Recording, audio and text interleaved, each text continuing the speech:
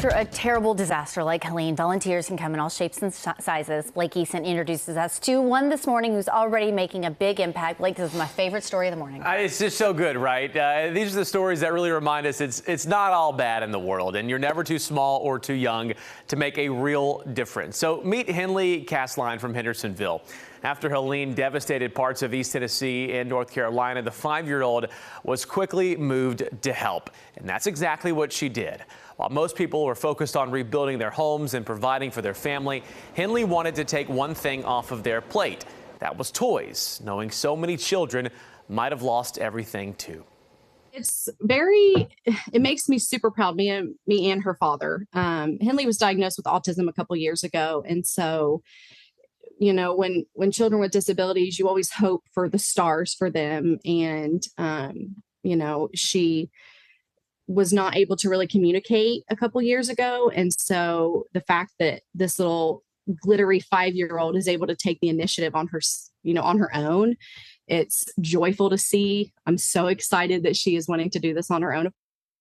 Look, if you want to help Henley reach her goal, you can donate as well. The family is hosting a drop-off location over at Mobley Vet Clinic in East Nashville. But this story just goes to show you that even young people are aware of what's going on. Gosh. They're just as heartbroken by what they're seeing play out in East Tennessee. And to think she's 5 years old and thought, I'll just give some of those kids my toys because they might have lost theirs as well. Yeah. So it reminds me of one of my favorite quotes is that you can't do it all, but we can all do a little. Yeah. And she's doing a little, and it's going to make a big difference in those kids' lives who get a new lovey. Yes, indeed. And I love how she referred to them as the stuffies. So is that what Andy calls them, the Andy stuffies? Calls them loveys. Okay. Loveys or stuffies. And my first thought was, I don't know if my kid would do that. And that little girl has a really big heart. Well, what's funny, though, is Andy would say, these are mine, but let's go get some more for them. So it really is cool to see how even young folks are inspired to give back. All right, well, let's load her up with fluffies. Let's do it. You got a couple you can donate?